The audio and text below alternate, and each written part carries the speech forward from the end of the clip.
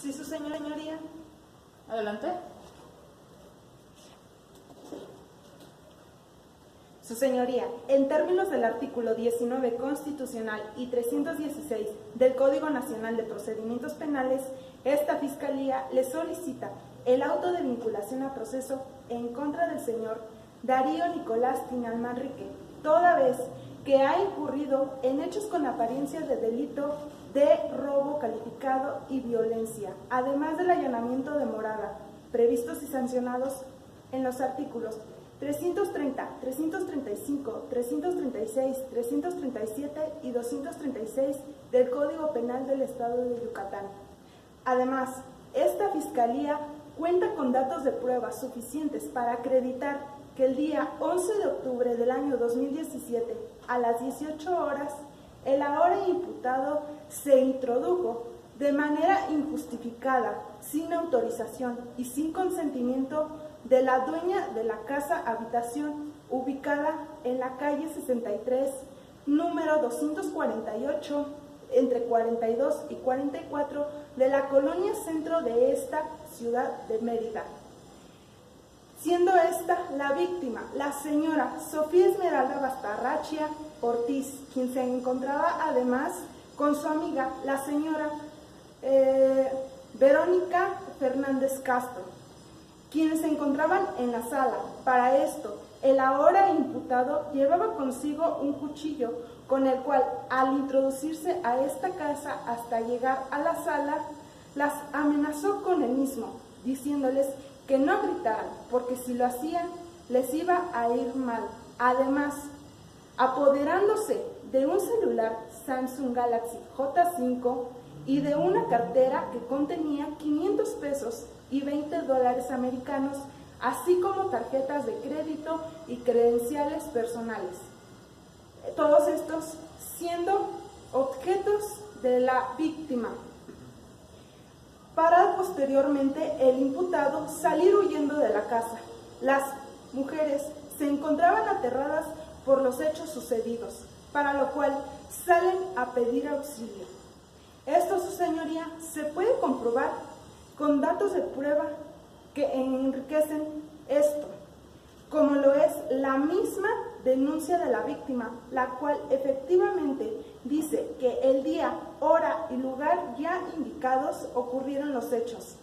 además señalando al imputado como el responsable de los mismos. También esto lo podemos confirmar con la entrevista de su amiga, la señora Verónica, quien además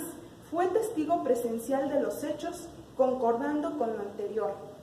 También tenemos la entrevista del señor Jaime Augusto Rendón, quien además es vecino de la víctima, que aproximadamente a las 18 horas se encontraba de regreso hacia su casa, por lo cual en el trayecto encuentra al imputado, quien iba corriendo en sentido contrario con objetos en la mano. Al llegar afuera de su domicilio, encuentra a la víctima y a su amiga aterradas pidiendo auxilio, para lo cual el señor Augusto llama a la policía. Llega el agente Luis Manuel Coí Martínez, quien además toma las declaraciones correspondientes y se hace a la tarea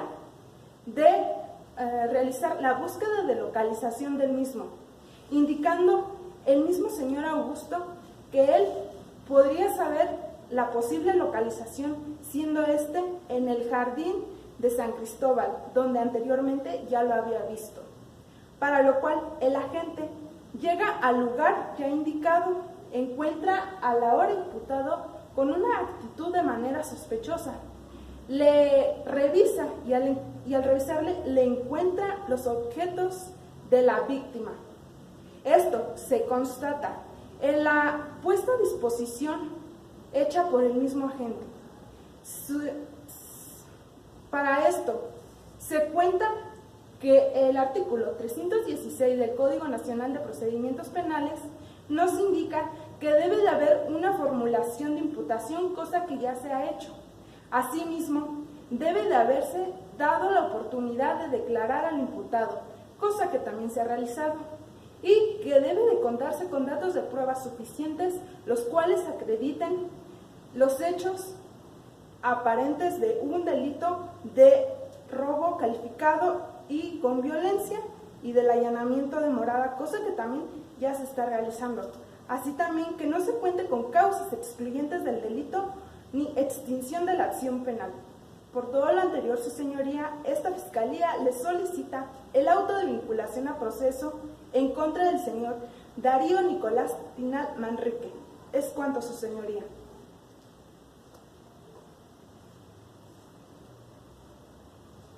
¿Defensa, algo que manifestar? Sí, su señoría. Adelante. Su señoría, con fundamento el artículo 19 constitucional, 319 del Código Nacional de Procedimientos Penales, es que solicito a usted dicte el auto de no vinculación a proceso a favor de mi defendido el señor Darío Nicolás Tinal Manrique, toda vez que la Fiscalía no logró acreditar que a través de sus datos de prueba los preceptos legales del artículo 319 se vieron actualizados. Es decir, que si bien el 11 de octubre del año 2017 sucedieron hechos con apariencia de delito en contra de la señorita Sofía Esmeralda Basterrechea Ortiz, no fue mi cliente quien los hizo, no fue mi cliente quien los cometió. Y esto se verá acreditado a través de la exposición de datos de prueba que estoy por hacer. Para comenzar, 1. La entrevista realizada a la prima hermana de mi defendido, la señora Zoila María Coello Tinal, quien establece que desde hace más de un año el señor Darío trabaja para ella y que el día que se cometieron los hechos, él estuvo trabajando todo el día, saliendo a las 5 de la tarde con el esposo de la entrevistada a comprar al mercado fruta para el puesto donde laboran. Así pues, se separaron momentáneamente porque mi cliente tuvo que esperar una bolsa de limones en el mercado, llevando al puesto de frutas mi defendido a las 7 p.m. en punto. Así también tenemos, y se desprende de la declaración hecha por mi defendido, los siguientes datos. 1. Corrobora lo establecido por la señora Zoila, que él trabaja desde hace más de un año en el puesto de frutas ubicado en la Plaza San Cristóbal de la ciudad de Mérida, que ese día estuvo todo el día trabajando y solamente salió del puesto de frutas con su primo para comprar más frutas para el puesto, y que después de arribar a su lugar de trabajo a las 7 p.m., 20 minutos después llegaron agentes policíacos, los cuales se acercaron directamente hacia él y le preguntaron dónde están las cosas robadas, a lo que él respondió que no sabía de qué le hablaban y que podían revisarlo. Lo sometieron contra la pared y supuestamente encontraron las cosas, objetos del robo, entre los guacales del puesto. Lo esposaron y le sacaron una serie de fotografías donde nunca le pidieron ni su consentimiento ni le comentaron para qué sean utilizadas. Señoría, hasta el momento mi cliente en ese lugar fue arrestado, subió a una patrulla sin saber cuáles habían sido las cosas, objetos del robo, sin saber tampoco para qué se iban a utilizar las fotografías y sin saber que supuestamente los agentes policíacos encontraron el arma blanca con la que minutos antes se había cometido el ilícito. Esto se comprueba a través de lo dicho por la propia Zoila en su entrevista y por mi cliente, donde ambos establecen que fueron ellos quienes tomaron el arma blanca de la mesa del puesto de frutas. Asimismo, esto se corrobora mediante el registro de detención, donde no aparece ningún arma registrada, sino solamente una cartera y un celular J5, y se corrobora pues hasta el registro de la cadena de custodia donde aparece el arma blanca que supuestamente encontraron. Así, respondiendo a lo establecido por la Fiscalía, en primer lugar tenemos que tanto la víctima, la señora Sofía, como la testigo, la señora Verónica, dijeron que únicamente reconocieron a mi cliente como el que cometió el ilícito mediante una fotografía mostrada por los agentes policíacos. Es decir, una fotografía que aparte de todo, por lo dicho por la señorita Verónica, era una fotografía de mala calidad. Y ella no pudo lograr llevar a cabo el reconocimiento por las características físicas del señor Darío, sino mediante su vestimenta, un polo verde y un pantalón de mezclilla. Es decir, no hubo coincidencia física suficiente para que la señorita Verónica señalara al señor Darío como el autor del hecho. Y asimismo, podemos constatar a través del registro de la detención de mi cliente varias cuestiones, y una de ellas es que él tiene una cicatriz en la frente, y tiene también un tatuaje en el antebrazo, lo cual no coincide en ningún sentido, su señoría, con lo descrito por aquí las presentes, la señorita Sofía y Verónica, pues ellas establecen que la persona que irrumpió en el domicilio de la víctima tenía marcas de acné en el rostro, lo cual usted puede constatar no coincide con el aspecto físico de mi defendido. Para terminar, tenemos la entrevista del señor Jesús Augusto Pech, quien dice, y de ahí se desprende lo siguiente. Para empezar, que el día 11 de octubre, el día que tuvieron lugar los hechos, el señor Pech estuvo bebiendo e ingiriendo alcohol. Es decir, que muy probablemente haya estado bebiendo durante todo el día, y esto, por supuesto, que puede llegar a tener un sesgo, señoría, pues él establece que él vio pasar corriendo a mi defendido. Sin embargo, estaba muy probablemente bajo los influjos del alcohol, por lo cual no podemos asegurar que en realidad haya sido mi cliente quien pasó a la hora que el señor dice. Asimismo, lo que sí podemos corroborar mediante su declaración es que existe un claro sesgo de discriminación en contra del señor Darío, y esto es porque él mismo establece que ya conocía a mi defendido, que ya sabía dónde trabajaba, que ya sabía que era foráneo y que él sabe que todos los foráneos que llegan a trabajar a Mérida son asaltantes y llegan a robar. Por consiguiente, podemos afirmar entonces por qué el señor Pech sí señaló a mi cliente, pues él ya desde antes consideraba que el señor Darío era un ratero, sin siquiera poderlo comprobar. Por todo lo anteriormente expuesto y por haber acreditado que no existe probabilidad alguna de que mi cliente haya participado en el hecho con apariencia de delito, puesto que no fue la persona descrita por la víctima y la testigo, es que le pedimos, señoría, que dicte auto de no vinculación a proceso en favor de mi cliente, el señor Darío, y por supuesto se le deje inmediatamente en libertad.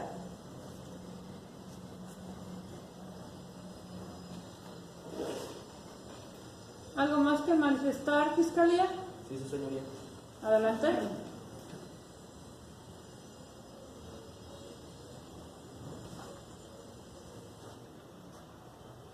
Su señoría, con fundamento en el artículo 16, párrafo 14 y el artículo 19, párrafo segundo de la Constitución Política de los Estados Unidos Mexicanos, y asimismo señalando el artículo 158 del Código Nacional de Procedimientos Penales, esta Fiscalía le solicita que se le imponga al señor Darío Nicolás Tinán Manrique la medida cautelar de prisión preventiva establecida en el artículo 155, fracción 14 del Código Nacional de Procedimientos Penales, toda vez que, como ya ha sido formulada la imputación, así como la vinculación a proceso. Cabe recalcar que en el artículo 153 del Código Nacional de Procedimientos Penales,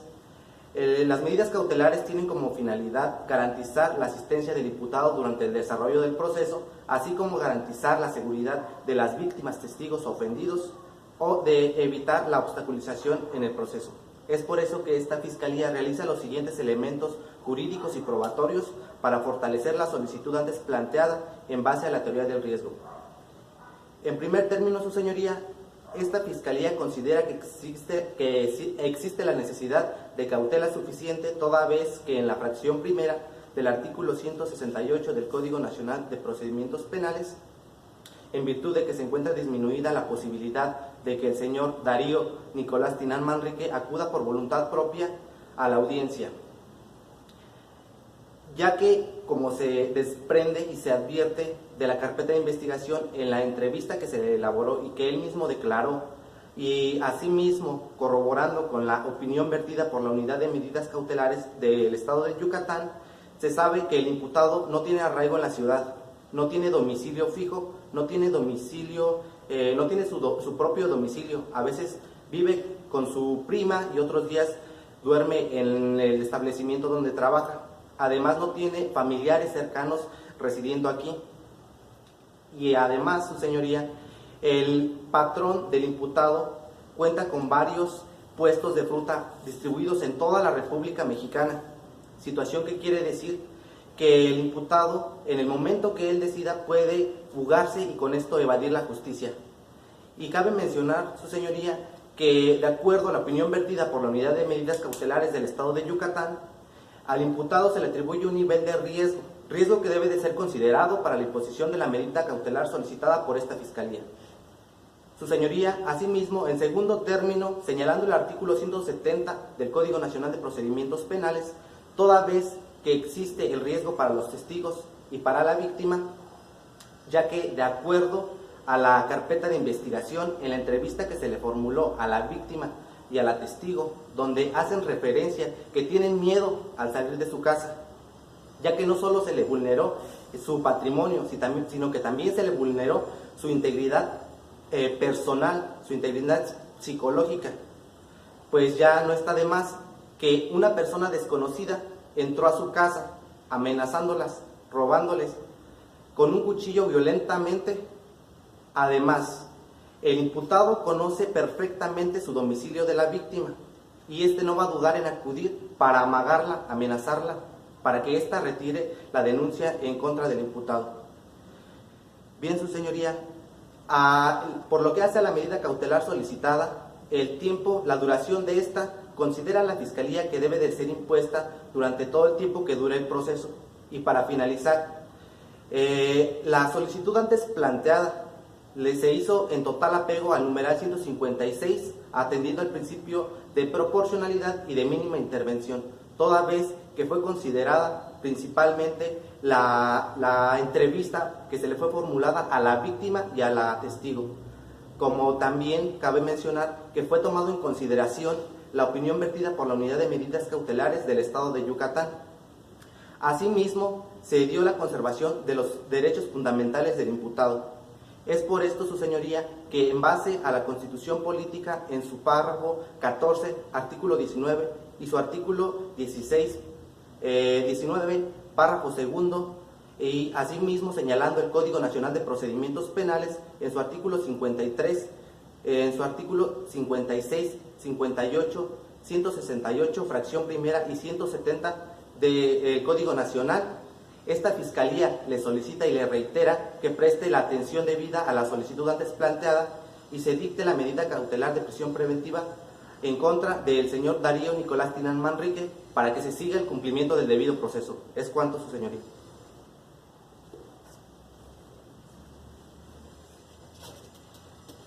¿Defensa algo que manifestar? Sí, su señoría. Adelante.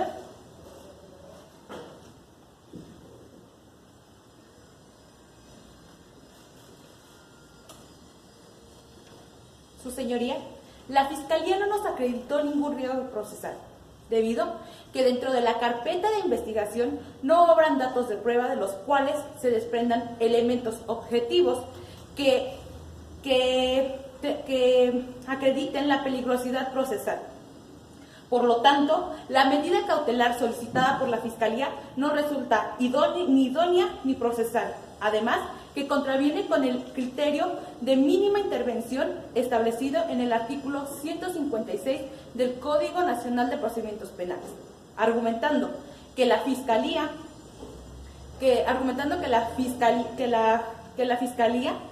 nos ha fundamentado la necesidad y instrumentalidad de la medida cautelar solicitada de prisión preventiva en la presuposición de que mi defendido se sustraiga de la acción de la justicia, argumentando fallidamente lo siguiente, que mi defendido no tiene un domicilio fijo en esta ciudad, que mi defendido no tiene un trabajo estable en esta ciudad y que su núcleo familiar de mi defendido no se encuentra en esta ciudad, sino en Tlaxiaco, Oaxaca. De lo cual, su señoría, dentro de la carpeta de investigación obran datos de prueba para desacreditar lo afirmado por la Fiscalía, como lo es la entrevista del señor Darío Nicolás, donde se desprende que el señor tiene su domicilio fijo en esta ciudad, ubicado en el domicilio particular en la calle 59, número 336, entre las calles 88 y 70 de la colonia centro de esta ciudad. Así como también la Fiscalía no nos ha mencionado que el señor Nicolás, a lo largo de su vida, ha sido una persona que siempre ha contado con un trabajo estable, laborando en él con honestidad, puntualidad y, sobre todo, responsabilidad, como actualmente lo hace en esta ciudad, con de la misma manera, honesta, responsable y puntual en sus labores,